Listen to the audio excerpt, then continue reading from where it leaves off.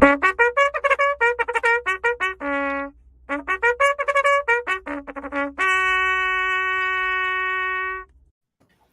morning, good morning, good morning. We are back for a Tuesday, a terrific Tuesday. I'm excited because we're going to talk about some football today, which is going to lead to more content. But welcome to the Nudelberg Daily Huddle for another tenacious day. Let's go. So Jake and I were talking. I can't wait for football. It's here. What do you mean it's here? At the end of every season, you go, oh my God, it's going to be such a drought. And then it was a drought. I'm ready. I'm putting the show together. So like just a teaser for the rest of the show, putting the show together yesterday, I was pulling some clips from Coach Mike McDaniel, which we're going to talk about some of his lessons that he's teaching right now in camp. We're talking about training camp and all that. But I said to Jake, I was like, kind of makes me miss it. And then he goes, out. And I was like, yeah, because I know I'm only watching 30 seconds of what is a 24-hour day, all day, every day. Like, it's nice to see it in little snippets and go, oh, yeah, that's fun, being out at practice and having a good time. But then you think about the meetings after and watching film while you're eating and taking a shower and hustling to the next thing. And you're like, yeah, no, I'm good. Thanks. Jake, Mama said football. So we cannot talk about football without mentioning 6 games. Like, seriously, this guy's like a predator, and he got 6 games. Yeah, there's different rules. I don't know. I don't get it. I really don't. I don't really understand the way the league is run. Like, there's so many things that happen that I'm just like, I don't necessarily agree with that, but it's football. But I want to shout out to Ann Gottwald, who put out a football post earlier about Ohio State. She said, back to school, back to football. And I just think it's a great share for people. Because maybe you're not a football person, but there's just something about fall. There's something about going back to school, something about that time that's approaching as you get into August. Like, I walked into Target last week, and they had all of the back to school areas, and it was like, all right, it's here, it's time. And that feeling, that nostalgia, I think is important. So I absolutely agree with you. A couple of Huddle shout outs. First of all, Josh Vandegrift, who we don't know. He found us, he loved us, and then boom, he joined the Get on the Ball Live. That's right. Good for you, brother. Getting 1% better every day, joining us. And then wouldn't you know, like almost on cue, Sandra Pruitt. Show me Sandra Pruitt. So somebody posted her story yesterday. If you're not following her, please do. This is a young lady in Albuquerque, New Mexico, which we love. Santa Fe, we love Albuquerque.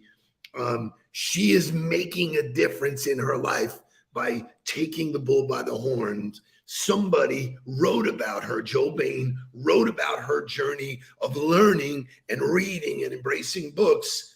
And then once you know, she follows up the answer and thanks me for being one of her favorite posters on LinkedIn. So, Sandra, it's so humbling, but so great.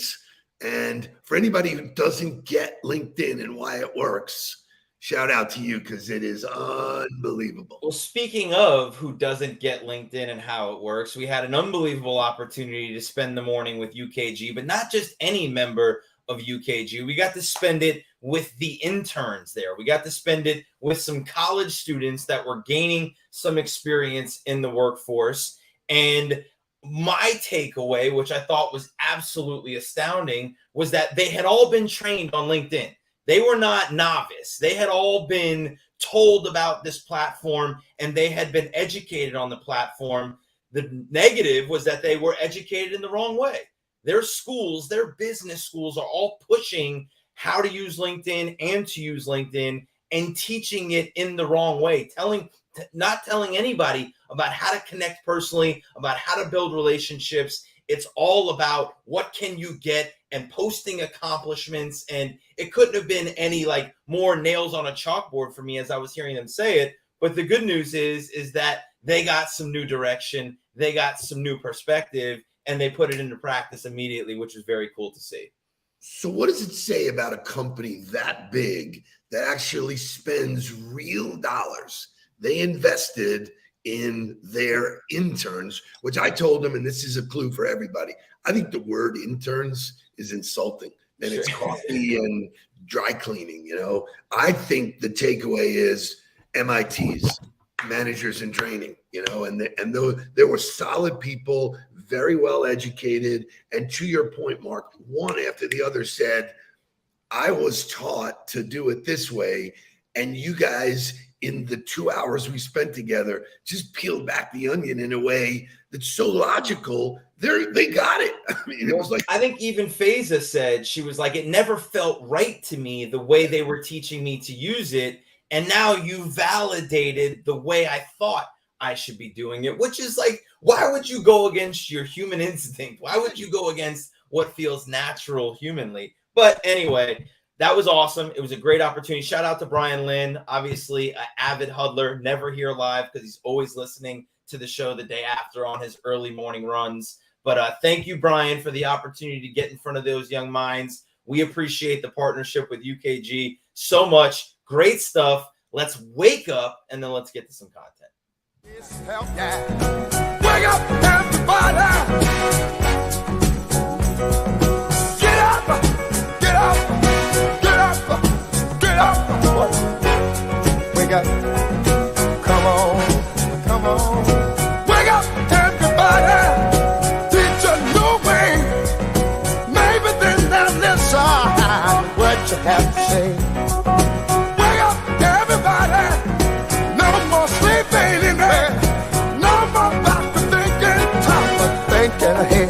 Come on.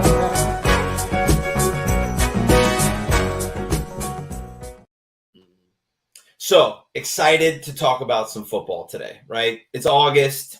It's football camp time. And to me, football camp means discipline, means sole focus, and it means setting the habits and the intentions for what's going to come for the rest of the year. What do you got?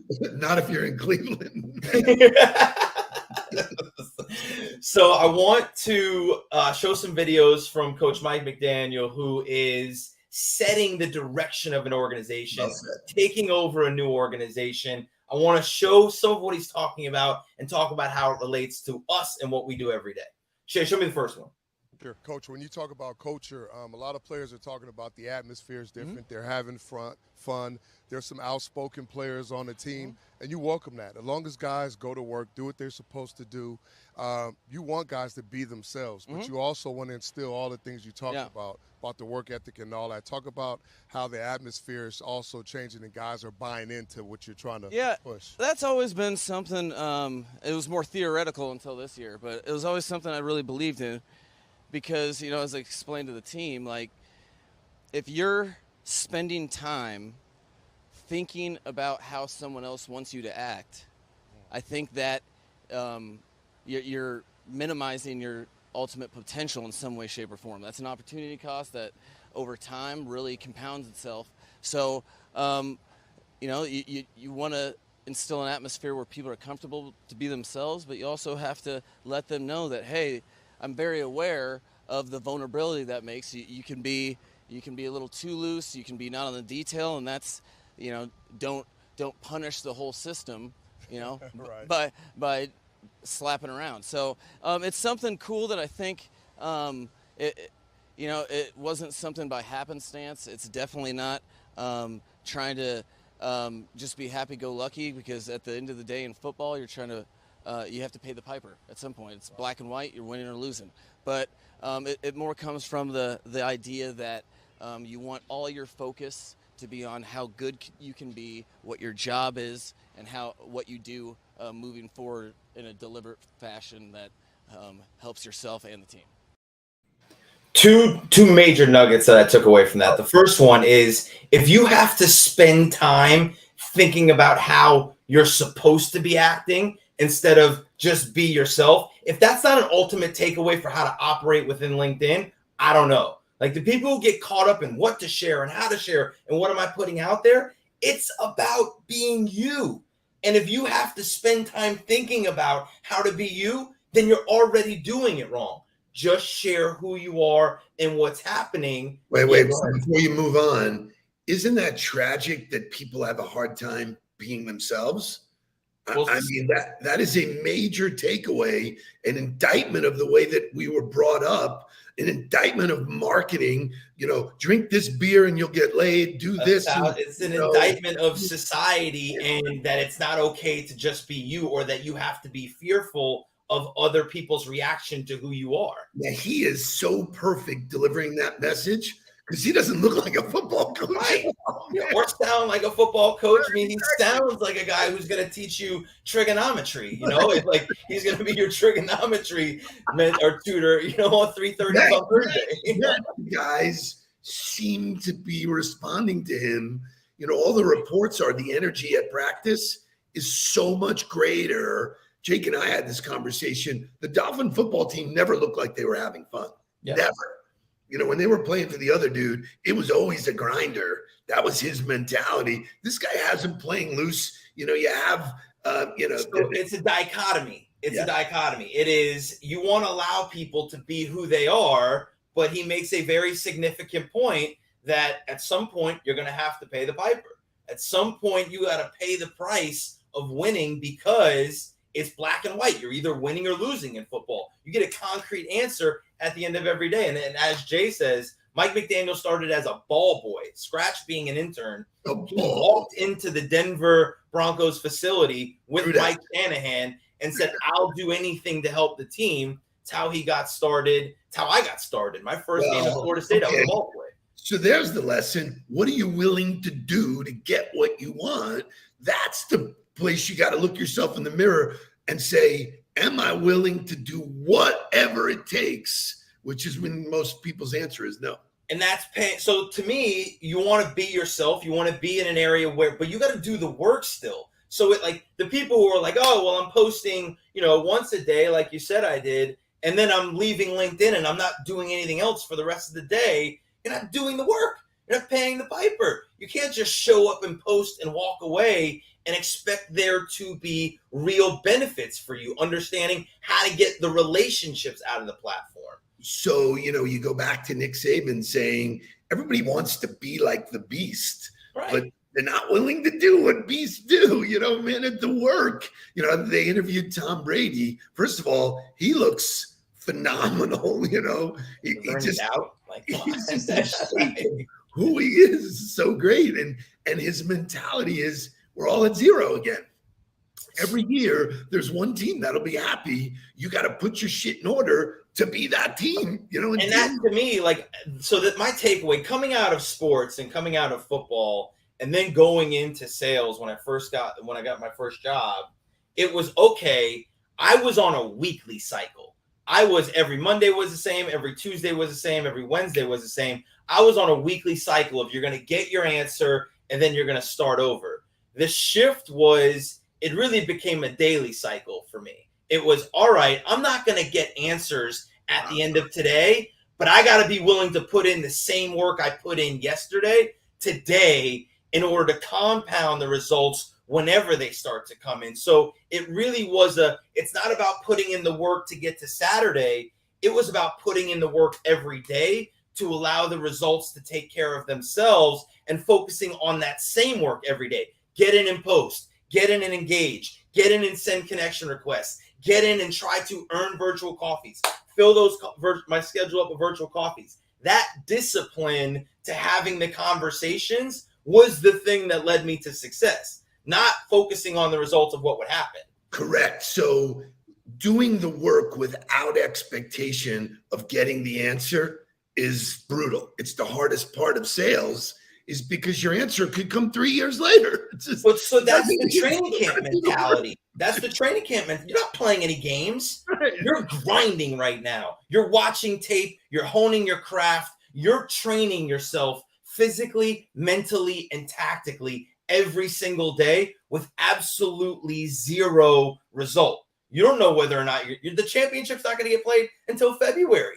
And you don't even know if you're going to make the playoffs yet. And you're not even playing a game to figure out whether so it's that training camp mentality of I'm willing to show up every day to do the work. Show me the next video from Mike Just look McDaniel. at the last. Spo was the same thing. Spo was in the film room doing Do the whatever work. it takes. There's always energy. This group in particular, I was very excited about how they came back in terms of mission-oriented, day-to-day operation, getting better, but a thirst, a competitiveness, and they're fully understanding how much they owe their teammates, the organization, the fans, and they're owning it, and I can feel the energy, and it should be good today. Bang. So mission-oriented day-to-day processes. Nothing about result, nothing about we're going to win a championship. Mission-oriented. So we got to be in alignment with where we want to go. Day-to-day operations with, and what he talked about to me was, I owe the organization. If you are collecting a paycheck from an organization, you owe back the effort, the attitude, the energy, the intangibles, not the results. You may not be in a business development role where you're revenue producing. You may be in a role that assists other team. If you are collecting a paycheck, you owe that organization value back for what they're paying you. And however that shows up, whether it be being a great teammate, whether it be having high energy and affecting others, whether it be being on the details about what you do, that mentality is what makes you successful, which I think is the entrepreneurship mentality. Yeah, I don't think people are programmed that way. Right. I think, what I find fascinating about all of this is that it is behavior. It's all behavior and mindset. The mindset that he's bringing to this team is different than before. They're going to get different results just because of that alone. There's an excitement, there's a tempo. And you know what? When they say the ball bounces your way, that happens when you're in the right mindset. It deflects. You're able to accept that opportunity. Opportunities show up. If you're not in the right mindset to accept that opportunity, then you've already wasted. It's that old, don't get ready, stay ready mentality. Is I got to be ready for that. But he's talking about energy. He's talking about staying in the details of the day, which is the difference. That is the mission-oriented day-to-day operations, and then how you do those things. It's a lot of what I talked about with Sisto when I was there. Is we can tell people exactly what to do in their roles, but that's not the goal. We want to tell people how we want the job done. We want the intangibles to be the standard, and then have everybody holding each other accountable to those intangibles. Well, what tends to happen, and first of all, great to see Marcy Kravitz here, and it is a great topic because even with these managers in training yesterday, we said it's all how you accept everything in front of you, which is your mindset. It's the glasses you put on. How do you see it? And if you see it as a struggle and an obstacle, I had somebody that was interested in working with me, and the myriad of excuses that they laid out about why not to do it, I said to him, listen, there's no pressure from me. I'm telling you that everybody's got some bullshit they're dealing with. Everybody. There isn't anybody I know that has, my life is rosy. They have made a choice in their mind to say, I'm not going to focus on the obstacles. I'm going to focus on the behavior, the new shit that I want to do. So, it's all, every winner has made that decision to not focus. So does Marcy have a book? I guess so, because Rob says, congrats on the book, Marcy. Marcy, congrats on the book. Right? Great job. Share it here, baby. Let's go. Absolutely. Share it. Did you know that I have a book as well? I happen to know that you have. Did you know that I will have a book that comes out in almost a month? You do have a book. The actual physical copy will be here in like 2 days. Can't wait to proof it. Yeah, it's so when we talk about this stuff, there is actually a book, speaking of books, called Mindset. It was written by Carol Dweck 30 years ago. Stanford professor. She puts this together. There's only two kinds of mindsets. So all the other stuff you can say, I'm either fixed or I'm growth, right? A fixed mind says, I can't do it. a growth mindset says, I can't do it yet. And that word yet is so awesome. You know, Jay makes a great point, because that to me is how, like, we're all hopped up on the algorithm, right? Like, how does the algorithm work? And, you know, I'm going to tell you how the algorithm works, exactly the way your brain works. Whatever you put into it is what it spits back out to you. The algorithm just says, hey, you like this stuff, you're commenting on this stuff, I'm going to send you more of that stuff. Your brain is the same way. You put negative into your brain, it's just going to send you more of that. It's going to look to validate that all day long. So that's why positive affirmations work. You wake up, you put positive affirmations in your brain spends the rest of the day looking to validate the things that you've already told it. So whether you want to be a champion all day, every day, we talked about Bill Russell, who God rest his soul, passed away, but you don't think he had a different mindset than everybody else? I saw a video posted this morning of him talking to Kobe, and he goes, I've been watching your games, and I can just tell that you want it more than everybody else. It's got nothing to do with your physical abilities or the type of game you play. I can see in how you play the game that you just want it more than everybody else, and that's going to lead to success. And Kobe was like struck, just like, wow, thank you, I appreciate that. But it's a mindset. It's a mindset of wanting it more and being willing to do. We talked about, Mike McDaniel being an intern, talked about Spo being in the film room, doing whatever it takes in the day-to-day operations in order to be successful. Mission-oriented, day-to-day operations, pay the piper day in and day out. You don't worry about results. You deal with them because you go, know what? I did what I did. How many people do you think told him he would never be a head coach? Everybody. Are you kidding? Everybody. So talk about mindset. You got to be pretty fucking secure in yourself to say, I'm going after that mission, even though everybody around me, even though my family is telling me I can't. That's where the winners go. And once you get there, you never look back, because you realize you don't need everybody's validation to be successful. That's where our society went wrong. Oh, pat me on the back, make me feel safe. Bullshit. External validation. It's not about external validation.